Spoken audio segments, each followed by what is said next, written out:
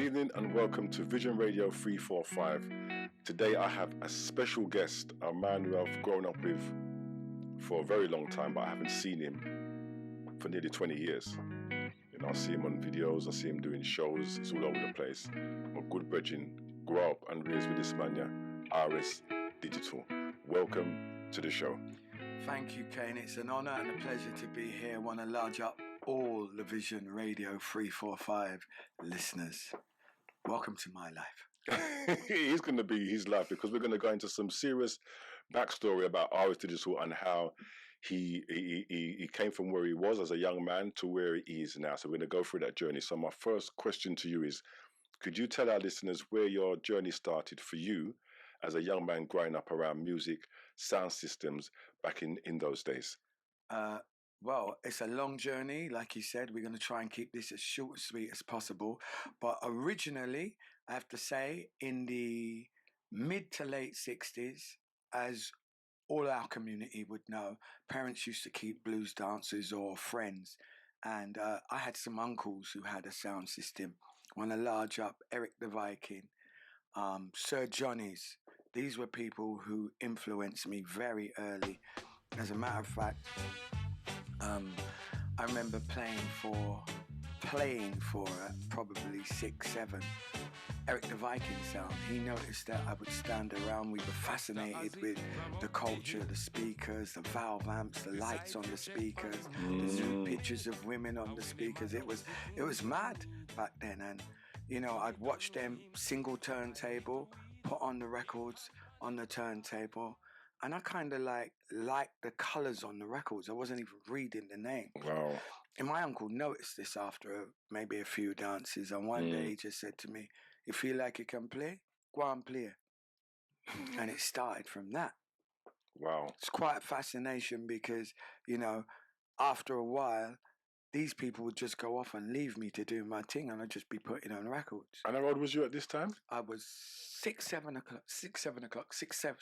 or 7 years old at the time. So you're around a set. Do you remember the name of the record players using? You know, yeah, different Garrard 405, I believe. He had a leak preamp and he had 2 valve amps.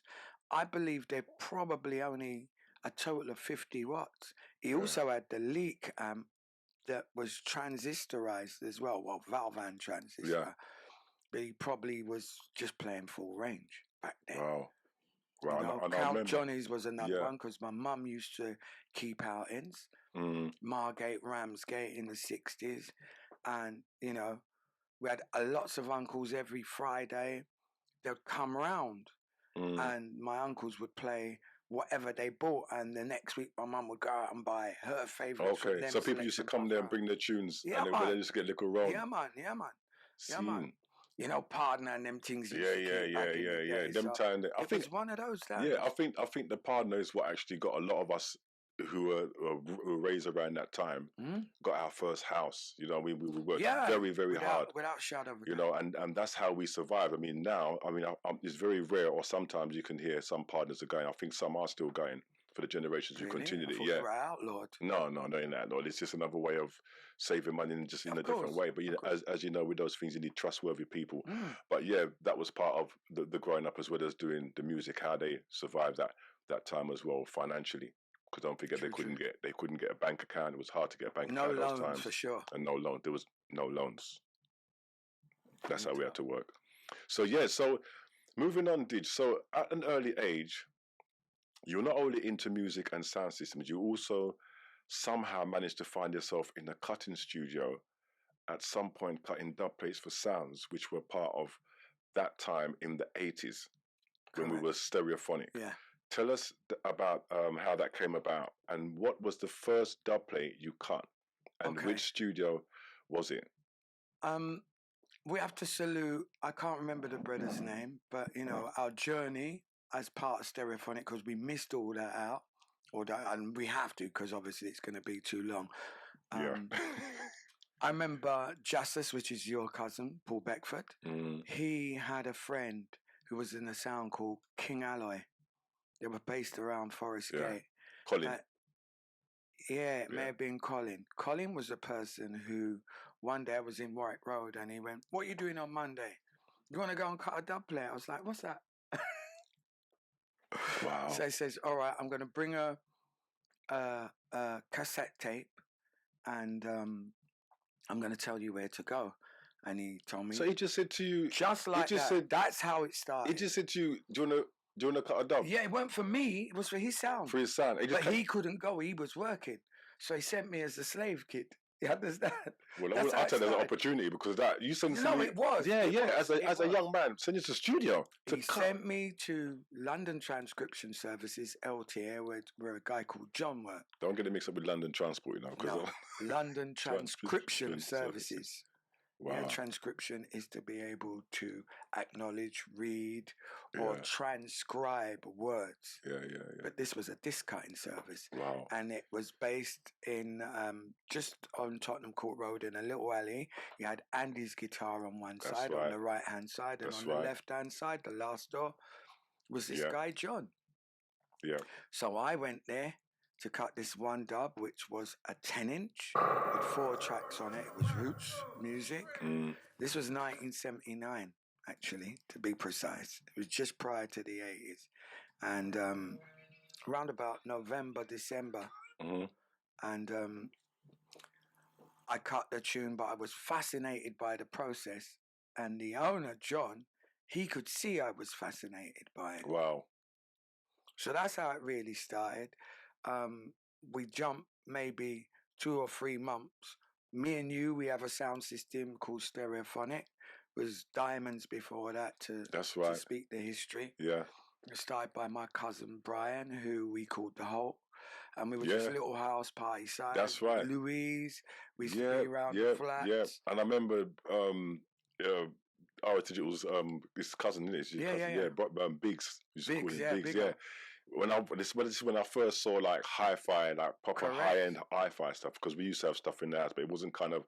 We saw that. I think it was the Akai. Akai was the first one he had. The first one I saw. 4G speakers. Yeah, 4G speakers, and I remember them. I'm like, I was fascinated by the fact that first it just looked out of this world. It was kind of looked like something space. I've never seen it.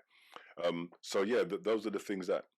So obviously we had this little house party sound, and we were grinding in our area in the East End of London, for those who don't know. And we were playing, and then we decided, we have to take this thing a bit more serious. I mean, we were all collecting. Me and Trenton used to go Regal Records, then called Lasco's. Okay. Yeah? And Rest of Soul in Peace got a large up June. Big up Eddie Regal. We used to go there, but Eddie weren't there at that time, as far as I know. It was June and another girl, I can't remember her name, but she was the first Rasta woman I ever saw. Okay. Dark-skinned, beautiful woman. And me and Trenton used to go there on the Saturday. We used to go and play the party, as we mentioned.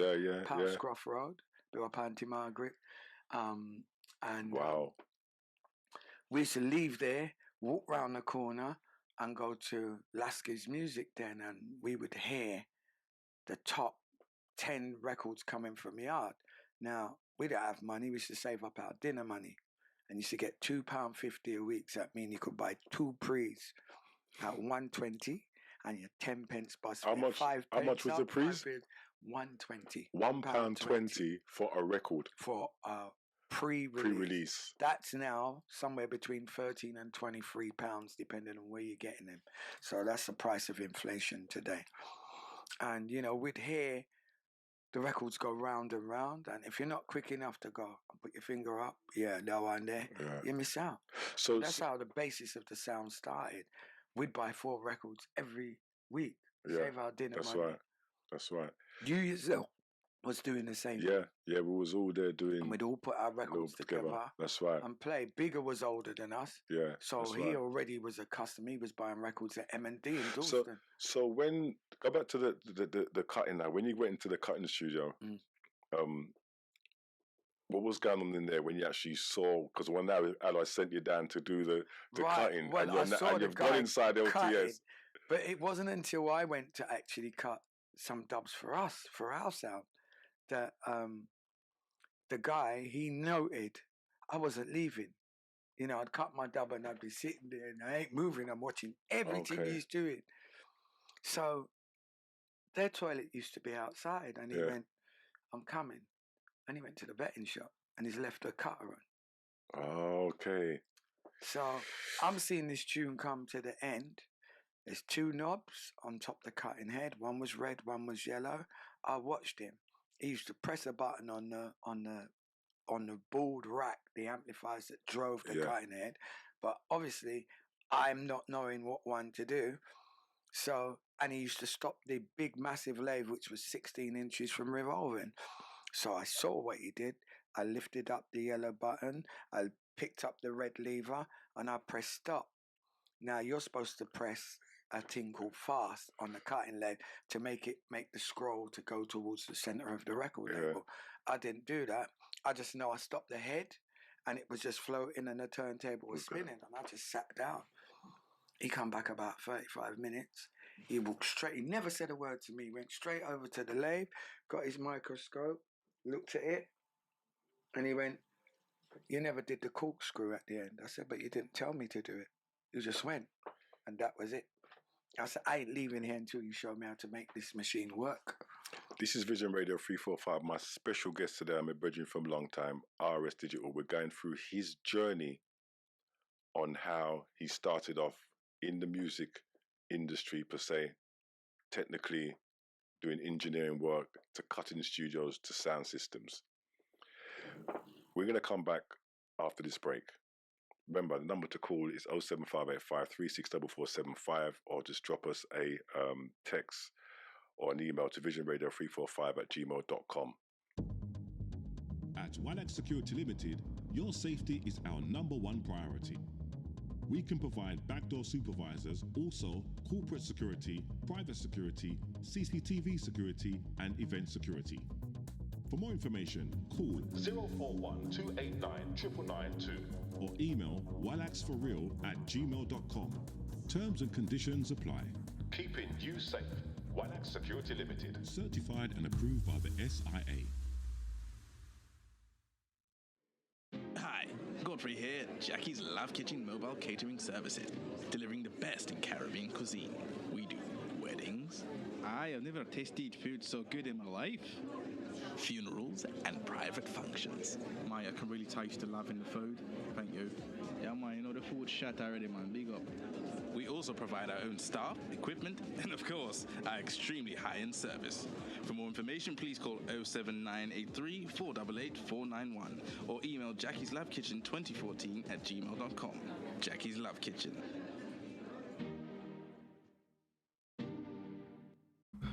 It's great to exercise, especially with the rise of mental health. So, before I catch up with the guys, remember, exercise, eat healthy, which is great for your overall mental health. Hey, yo, guys, wait for me! Wait! Why are you running so fast? Giving service to our community. Vision Radio 345. Welcome back to the show. If you just joined us or you just checking yourself in, see what's going on Vision Radio 345. I'm here with my special guest, Mr. RS Digital, talking about his journey through music and where he is now. So we're going to continue with our questions, and we're going to go through them, as quick as we can, because there's so much to talk about. So much to talk about. So let's go back to the sound system thing. So Stereophonic was a building up a really good rapport. Remember, we used to play out and we used to have, like you said, we was Diamonds before, but then we went to Stereophonic. We went on a bigger kind of level with getting boxes, etc. Yeah. So now we're getting a following. The most places where we played, can you name a few clubs in the days, back in the days we used to have blues and shubbies? Because some of them I didn't turn up to. Because I remember there's some of them dances I didn't actually turn up, but I know that because you was the selector of the sound, you was always there. But could you name a few clubs or in those days? I remember we used to play at All Hallows in Bow. I was at that dance actually. Both Cubies and Phoebes, to be honest with you. Okay. Yeah, I remember we played against Stereophonic. Okay. Stereograph. Actually, when we changed from Stereophonic to Stereograph for the name, and they beat us because they had the bypass filter. Yeah. I remember that. So, other places that we played, boy. What's that place in Hackney underneath? Meeson's Karuna. Yeah. We also played Count Shelley's selector. I've forgotten his name. Toots. He had a place near Kelton House. And we had the whole sound stolen from there. Oh my gosh. Yeah, I can remember that too. So, yeah. There was quite a few places. There was we a were lot playing, of yeah. places. But I think those times it was mostly house parties until we got into the big stuff. Yeah, we got into the big because arena. that's when it all happened. Got to big up Joe Cyrus. We was his Yeah, youth yeah, sound. I can't yeah, miss yeah. that. Emperor Youth. Yeah, got Emperor one Youth, stage. yeah. With all the valve amps and That's all the, right. I remember going to his house in the area and he had loads of boxes just stacked up everywhere. Stacked up, all tannoys. And you know what? That leads me to my next question actually, because this is where he probably fits in. One of the most memorable times I can recall when we played the sound, when we played Quaker City in Birmingham. And I'm going to say talk us through that in terms of the equipment and boxes, but I do remember this. That day when we were playing, we didn't have enough boxes. And I think there was a discrepancy, not a discrepancy. We didn't have space to put boxes. Was it the space? 4 sounds covered the whole area. So we had to put our speakers inside. I'm just thinking, how many boxes did we carry? I know the van was full up with boxes. Yeah. I must about 20 boxes, I think, or 15. There was, but we couldn't bring them in because the other 4 That's sounds right. that played That's ram right. every space. And Yeah. they were like, you're late, you ain't playing. And we went, we now come from London and now play. No, clear. That's right. Yeah, I That's remember right. And I remember, I can't remember what tune it was, but we was playing and we came on and I think we just got a whole heap of dubs. Yeah, we did. I can't remember. Which one? Which one was it? Proper Shaka. Yeah, we had quite. I don't know how many dubs did we come down with. I remember you used to walk with this. When you used to have this black case, right? And you know what? It's that black case, yeah. You know he's supposed to have business papers in there. Man's walking with dubs inside the case. The thing weighed a ton. Two, you know. It weighed a ton. Yeah, I think he used to take 50 dubs back then because I had to lie them aside. It was maybe a dub's 10-inch, so the case might have been maybe 12 or 13 inches in length. But it was quite deep. It was about 2 inches deep, so I could place. Yeah. And that was more than 2 boxes, and a box is 25 transco or lacquers. So Yeah. So I mean, yes, and I remember we didn't have the sound, but we had the tune. we had the tunes then. Probably. Yeah, we did get them problems, especially with tunes, because I remember they played one track and we had the stack.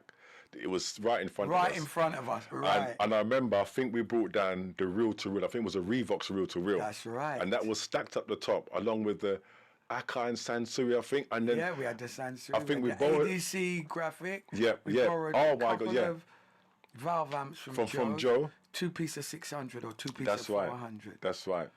And we right. had some transistor amps as well. We had some MOSFETs Leroy built. Them. That's right. That's right. McGregor. That's right. So So when we started to play now, we played a track. I can't remember what track it was we played, and they're going to play it back. When the man they turn up the thing in our bedroom, we just saw this. Remember this one? The set. You know when you see with them cut through in a forest, and listen, brother, the whole thing was coming down, and all of us started to hold the setup. But again, a great experience. I've never been to Birmingham, but we heard of Quaker City, but never played them. But that journey alone, the excitement of going into the van, you know, we were used to them town, you know what I mean? Yeah, man. And it was nice to go up there. 18, probably. Yeah, go up there. Bullring Centre just opened. I think it was That's in right. 1980. That's so right. It was the early dance in the Bullring Centre. That's right. They could probably let me know if I'm right on there, but I just remembered it was brand new at the time. Leroy had a sound who had a car. There was 4 big sounds, including us in there, so 5 sounds. You had Quaker, Kibra Black. I can't remember. Jungle Man was there. Yeah. And the next song. I Yeah. can't remember what the next song is. Yeah. As Wow. we move on. As we move on. Because it's going to be long. trust It's going to be long. So we're going to move on. So moving now forward to the mid 80s and 90s. Now you not only have a selection of dubs, but to hand, but now you're DJing as RS Digital, recording remixes and rare grooves on white labels. Tell us a bit about that. I remember there was a stage when you was doing some white label stuff. I don't know if it was. Yeah,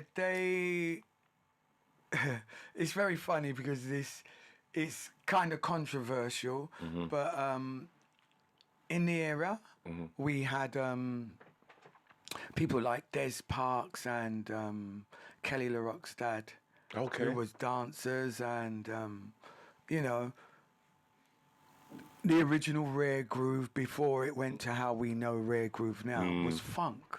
Yeah. James Brown and that kind of thing. And we set up a company called Tough Enterprises. And Des Parks, Bez Moby, Peter Remy and myself. And we actually did the very first Rare Groove LP compilation for Bertelsmann Music Group, which was RCA.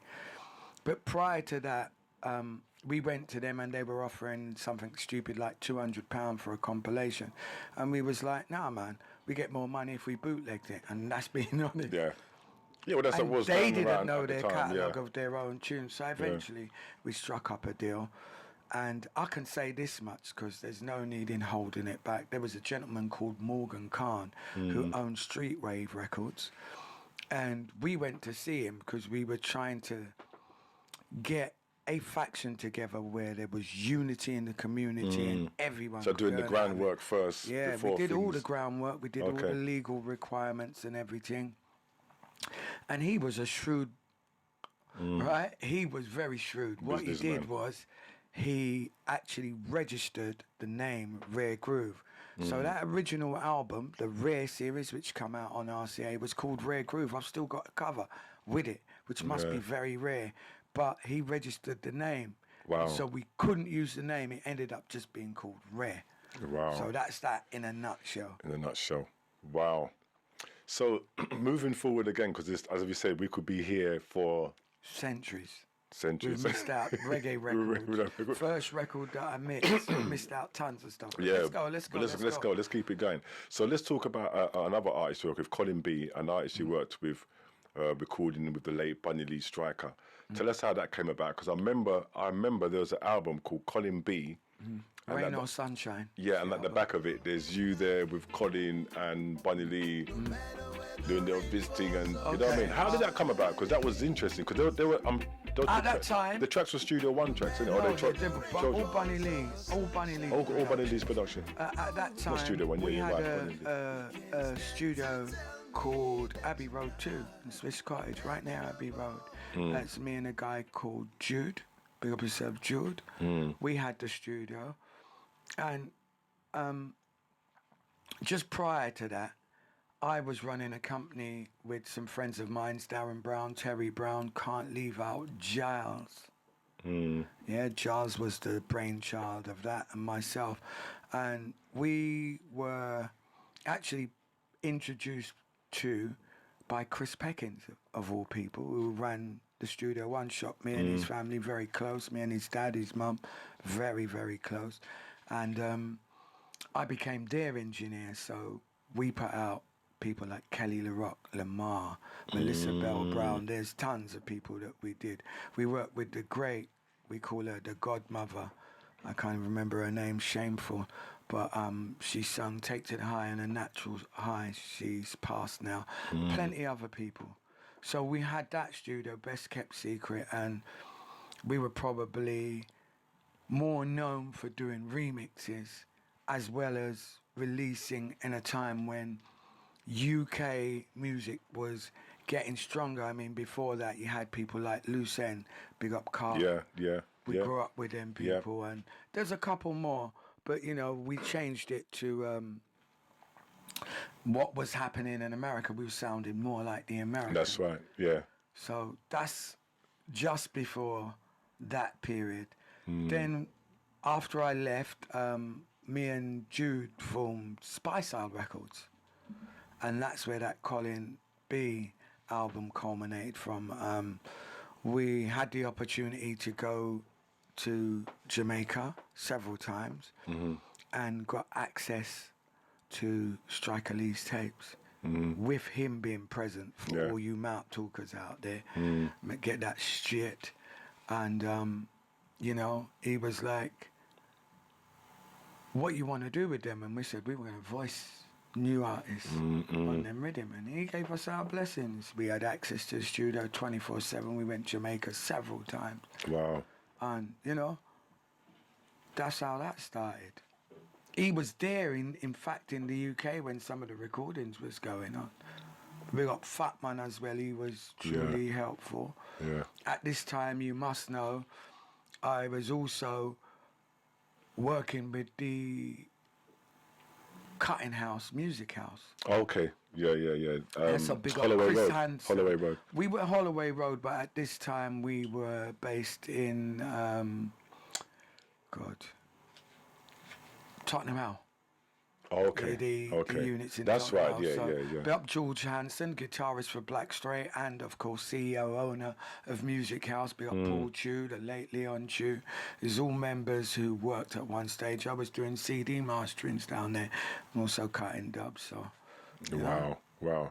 So, not only that you've worked with obviously various artists, UK artists, but you've also worked with some of the legendary producers, Bunny Lee Striker, as we know from way back Studio One. I think I used to have an album from Studio One with his tuxedo on and this thing and his.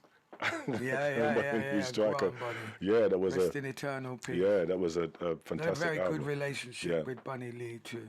Yeah. And of course, I have to say I'm very fortunate to have been able to scour Jamaica and actually go through a lot of the tapes. There's another side we're not even going to go into. Yeah, that's another show. You know, another interview at some point.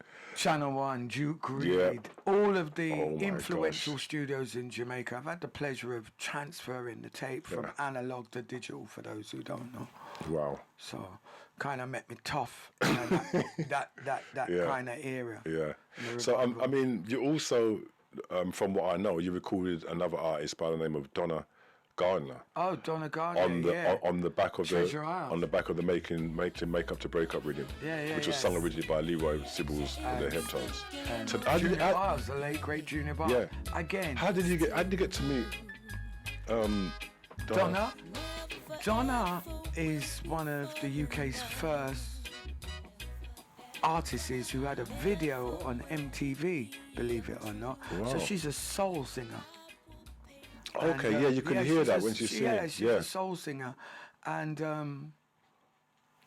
to be honest, I'm not quite sure of the details how we met, but we knew of each other from being in the industry. Yeah.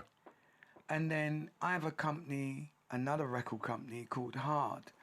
And this is GI Roadshow, Andrew Megas, for those who don't know, Hector Selector from Supreme Radio and Ice Entertainer, myself, and Donna. That's what Hard stands for. H for Hector, A for Andrew, R for Ronnie, D for Donna. And we have a partner that we work with who was the managing director for Treasure Isle. Okay. For those who don't know.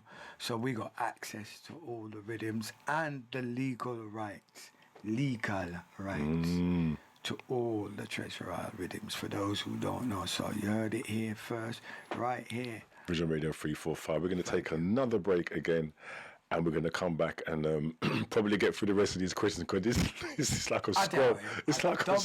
Don't believe it. Can't get through it. It's like a scroll. You know, remember that? Who's that guy who used to do This Is Your Life? Something Andrews. See, it's Eamon Andrews. Eamon, yeah. What again? Oh, I was digital. This Is Your Life. Could you imagine? Vision Radio 345, the station to be tuned in. Keep it locked. Keep it locked. Keep it locked. Is your vehicle giving you unexpected issues?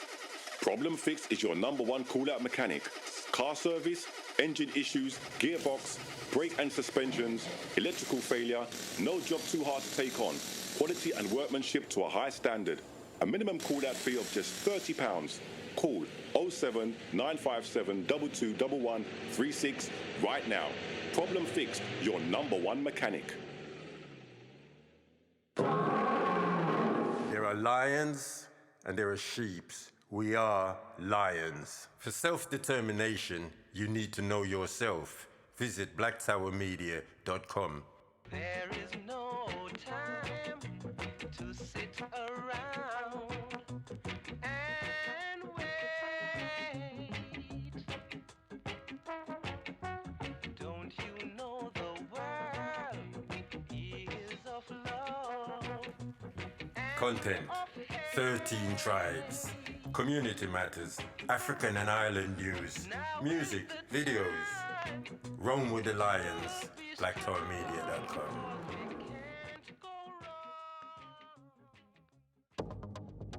At Walax Security Limited, your safety is our number one priority. We can provide backdoor supervisors, also corporate security, private security, CCTV security, and event security. For more information, call 041 289 9992 or email walaxforreal@gmail.com. Terms and conditions apply. Keeping you safe.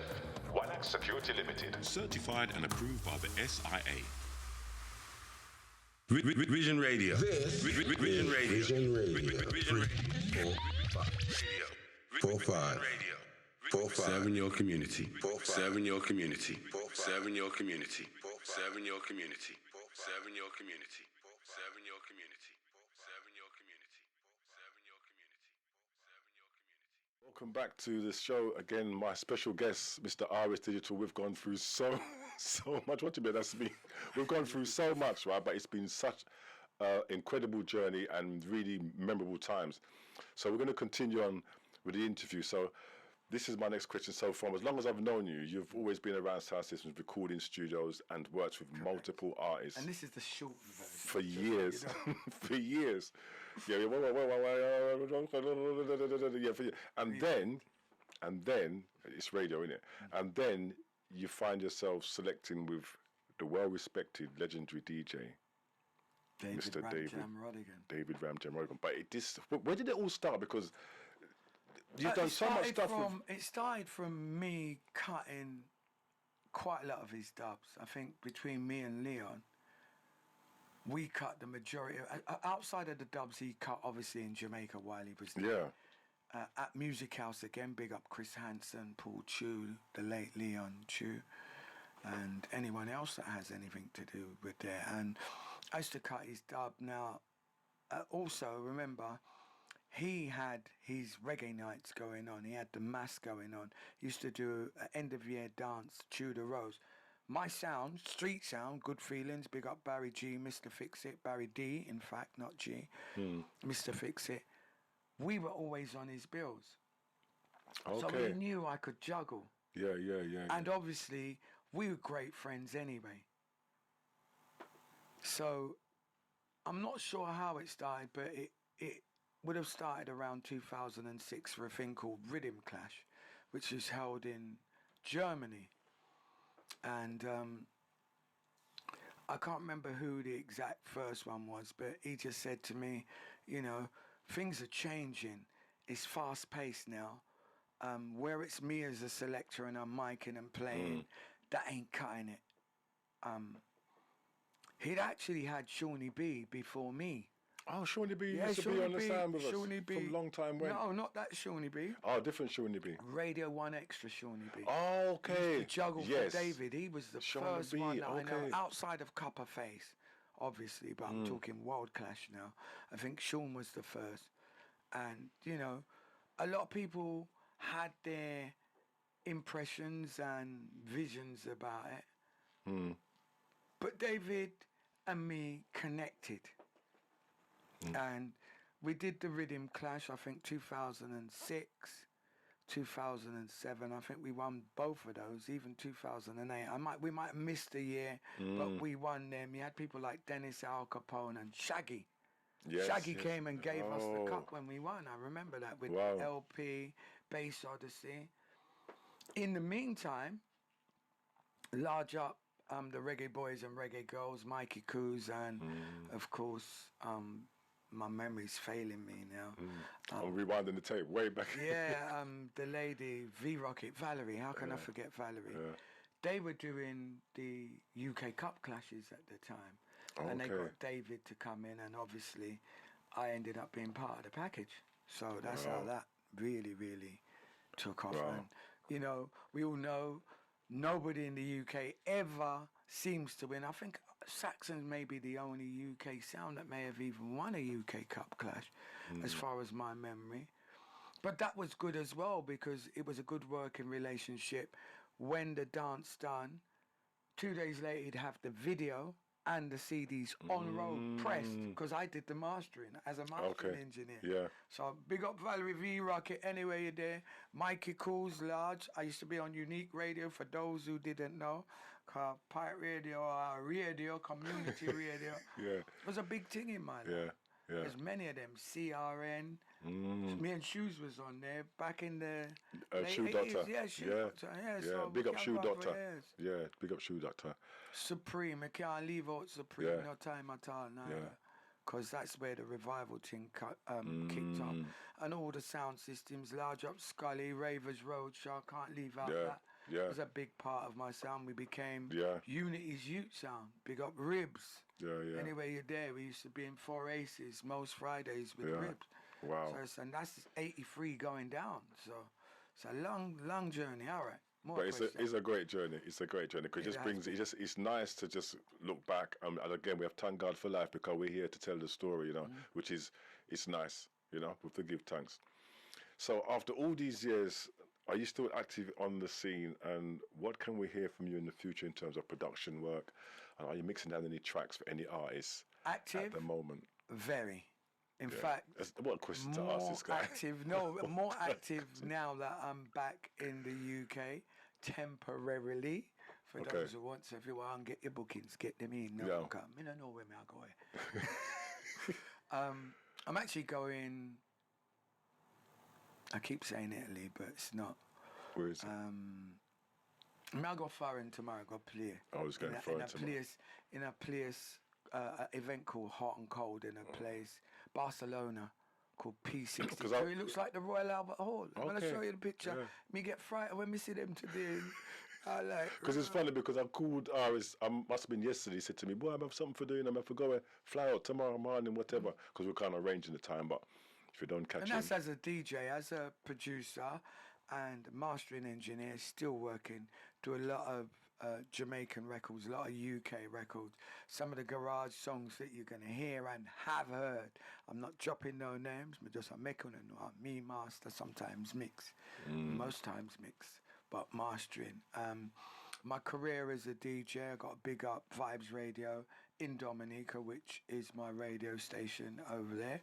Okay. Large up Mr. Lawrence and the full family down there. I have a reggae show, which is a specialist reggae show. It's every Monday and Tuesday, 8 o'clock till 12 o'clock midnight, 4 hours of specialist music. That is 5 o'clock. No, it's not 5 o'clock. It's 1 o'clock in the morning in UK time till 5 o'clock in the morning. So I don't expect nobody to listen. But, you know, that's what I do. That's my job. That's your job. Other than that, I run PA companies. So, you know, I'm always on the go. I'm mixing for all the bands in Jamaica, around the Caribbean, wherever they're performing. Over here, my second generation life as a DJ has taken up. Big up Lady Mosselhead from Saxony, give me my first date. Wassy One, Viking 64. These people gave me dates and it's non-stop. I got 13 dates after the very first day. And as I said, I'm going Barcelona tomorrow for Hot and Cold. We have another event in Italy, another event, then I'm back here for events with Lloyd at Golden Anchor, Wassy One up on the hill. Okay, it's so mad. So my next question is, when do you get time for sleep? Because we can sleep when we go late to rest. We've always said that. Oh You've known me my entire life from school, children. Yeah. We You're started very a active. band. Lee likes to tell stories. We started a band. Do you lot remember the manhole covers? What used to cover the roads back in the 70s? We used to play steel pan on manhole covers. You know what a manhole covers is? It's a cover they used to put in the roads and in the pavement, and they used to lift it up onto a coil when they never had paraffin heater. Yeah. So think how long that was. Yeah. And we played an assembly for Yeah. Mrs. And I think what Russell. happened was, what happened was, I think I was told to go and get a book on the shelf, and you know it's like a thing that you pierce paper with, but it had a kind of a cream colour thing in it. So I turned it round. As I'm going to get the book, I've gone dong dong dong dong dong across the colo covers, and the teacher said to me, Eden, go and sit down now. I remember it clearly. And then I said to Miss afterwards, I remember my teacher, Miss Riggs, because she's an actual music teacher. And she was headmaster at one time, no? No, she was just. I think she was Music deputy head, or but she was. Deputy yeah, head, but she was a music teacher. And she said to me, "What do you think you're doing?" I said, "Miss, you know we can do. You know we can make a band here." I said, "That's a good idea." So me call Ronnie, and I think that's the first time we got into the front of the whole school. Remember them time there? Assembly, you know. It's hard times, you know. You know, see, black children are playing None of calypso in our school's assembly, and she made it happen for us. She did. She And I love played that woman because she accompanied us on the yeah, piano. she was a musician, Yeah, music and teacher. She taught us about the notation and Yeah. everything. And we just had natural rhythm as being Yeah, ethnic minority. I like to say that. yeah. Because we're not. And We're then the majority. Sorry. and then one thing I have to say, I remember one time, you must remember this.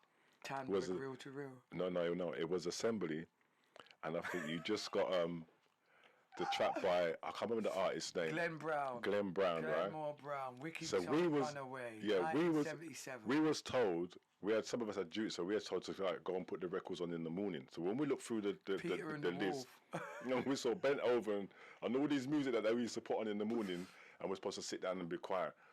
When they go bring in the tune, what the tune is? Wicked Can't Run Wicked Away. Can't Run Away, and put it on The first tune that had a master tape. yeah, and put it on the turntable, right? And obviously, the teachers don't know. So we've gone to sit down in the assembly, and they've put the tune on, and obviously they've walked away now to now greet the whole school. All they heard was madness. we got into. I don't know how it ended up, but I know we got into trouble. I have to big up a couple of our drama teachers. I can't remember their name. I do remember Mrs. O'Brien, but we'll leave that one out for now. And these people made me and you head of audio visual aids. I don't know if you can remember. Yes. Used to have the big VTR Yeah. And we could bunk off school setting up the VTR recorders and the slide machines Yes. in the other Yeah, classes. I remember. That's right. The project. Oh my gosh. I remember remixing at school. You was with me. There was a Tamberg reel to reel, and it had a button called SOS. And I said, "Oh, what that?" So on. When you press it, it used to feed Like a back delay. the signal back to the record head. She'd get a delay, and the more you turned up the volume, was the more you got feedback. We learned things hard. But One of the first remixes I did was with this man. I got to tell you, cassette. Make him tell you what I did to overdub. It was we never crazy. had no multi-track. It was crazy. I went to one day. I decided to go around Digi's house, and you know, you just go past you and check your friend. And actually, because he lived about at least 20 minutes away from him, so it wasn't far, but it was a nice little walk. When we reached down there, I said, "Come in, quickly! I'm gonna show you something." So I see one with the two tapes. Cassette machines. Yeah, cassette machines, and tape, and he's opened up the lid. And he said, look, I'm going to put, look, this is what you can do. If you put the tape across here, right, the eraser, then you run it over to the other side, you can overdub. So I said, what? I don't know. We pressed the button, we was overdubbing something, it was a tune. And he was putting something else, I can't remember what it was. Look at that. And then he played it back. I said to him, I want this master. Poor G, boy. A recording thing where I do running. We used to cut dubs like that. Many man didn't know. We were overdubbing on top of plastic records. It was. I tell you something. It was so funny, but I tell you, it was hilarious. But at the same time, that's what we used to do as young people, and that's how we got into this whole sound thing. You know, it was absolutely. So I got into engineering. Yeah, engineering, and as you say, we're here. You know, thank God we're here. We're still doing our work. Still alive, still doing it. Doing our work. So my last question is: if anyone requires your services for live mixing and studio work or DJing, how can they contact you? That's a great question, Kane. I'm going to tell you this. As a person, generally, I don't do any social media, but I can give out my number, my UK number, which, am I allowed to do that? Yeah, you can do. 07930 521 201. You see, I put on my DJ voice, you know, I talk to them. I'd switch back, but yeah, that's my number. I'll give you that number again. I'm not giving you guys my website because I'm inundated. I'm not giving you no other contact numbers because I am inundated with work. So that number, once again, radio voice, 07930 521 201. Repeat after me, 07930 521 201. You want to get me? That's the number you can get me on. Over to you, Kane. Thank you, Mr. Digital. We can't interview you. Yeah. that would be another 10 years. Another 10 years down the line. But listen, our Digital, thank you so much for coming into the studio. I know you've got some work to do. As he said, he's very busy. He's flying out tomorrow, I believe. Tomorrow. Tomorrow. I'll be back for Christmas Eve, definitely for Golden Anchor. That's 2025, because people will see this year's year and say, oh, he's going to Italy tomorrow. He might not even be here. I want to thank you, Kane. I mean, like I said, lifelong friends. We grew up from, I think, maybe 7, 8, 9. Definitely around that area. We lived in the same area. There are lots of people who are going to be watching this and say, I never mentioned them. We gave you the abbreviated version of my life story. There's so much more to it. And we'd be here for the next 25 years if we had to tell you. Large Up Polito. Yeah, Large Up the one of the Warwick Ward crew. Original Mike Man. We got Large Up Scully. Yeah. Hewland, Half-Staff, Calix, Trenton, McGregor, Wolf, Leroy, Brian Bigger, Paul Jassas. You know, we'll be here for ages. Barry G, Mr. Fix-It, Claudius. These are all people I had sound system with over the years. Funky Junkies, the Underground Family, Des Parks, Norman Baker and them, man. Yeah. Warrior Shop. Yeah. God almighty. We're never going to get this done. Yeah. So, you know, like I said, this is an abbreviated version of my life, but it needed to be told. So thank you, Mr. Kane. And, of course, Vision Radio 345, me get it right, for allowing me your time and your services. I look forward to seeing this myself. And I tell you what, if you want, because obviously on Vision Radio 345 we offer services, so you want voiceovers or anything, let me know, brother. Just send me what you want. No problem. I want a couple drops personally for myself, you know. I mean, I asked him live on this thing, you know, so I can't refuse. I need a couple of drops because, like I say, we do PA sounds. Large Up Miguel Labadie in Dominica runs one of the longest reggae dances called Reggae on the Boardwalk. I actually supply and play on the event. Obviously, I'm not there now, so I'm not there now for those who are watching. And you know, that is a milestone in his history because, you know, reggae in the smaller islands of the Caribbean are not their staple diet. It's not part of their culture. You know, reggae emanates from the small island of Jamaica, and I don't mean that derogatively. When I say small island, we're talking in terms of size compared to England and the amount of tunes they've actually manufactured per capita, per head, is phenomenal. And I will say this, all of us musicologists that think we know music, we know nothing. And I will say this because I'm going to leave you with this as my final little cryptic message. For every tune that come out of road, it was on a 1/4-inch master tape. We're talking from back in the day, yeah? We're not talking now. It was on a 1/4-inch master tape. And that tape would come to England, and whoever the record label was, be it Ireland, Trojan, whoever, they'd pick maybe 1, 2, 3 tunes. There are some between 1 and 11 tunes that never see the light of day. So if you think of every record, and everyone's got holes in their collection, if you think of every record that you know, and your friends' records that you know that come out, we're talking reggae, there's 14 times that's got left on the tape and never got issue. So we don't know, brother. Remember me tell you that. RS Digital, I'm out. Kane? A pleasure. As always, brother.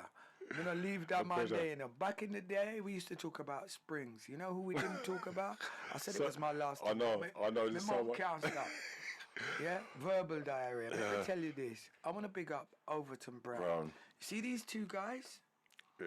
We emulated him. He was, inspirational. I mean, we know King Tubby's was the man. We know this. Respect Osborne Roddock. Large up Mrs. Tubby's, large up the daughter as well. Can't leave them out no time. I was fortunate to be able to acquire some of these 4 tracks, and that's fact. But I was saying, as kids growing up and buying records for our sound system, we were fascinated by scientists. Overton Brown, the scientist. The engineer, And he, guys. born on the same day as me. I believe he's either 1 year or the same age as me, but we didn't know that at the time. 18th of April, I think he's born. Just for that. And we emulated everything he did. When we heard Springs for the first time, they were using British Springs. I went and got a Mellows Echo and turned the repeat, not the repeat, yeah, up high, and the decay times fast. This guy built a British Spring. Yeah. And we used to clout it against the wall, just like King Listen, Thomas. So this- history's there. It's there. This show could go on for another hour, 2 hours, then the next one, then another I should get episode. up and go so I don't say nothing. No, stop now, right? Because you have man, I take up time. Listen, we're out of here. Vision Radio 345. Again, my special guest, Mr. Article. Thank That's you me for the final time. so much for coming in. And we're out of here. We're gone. Take care.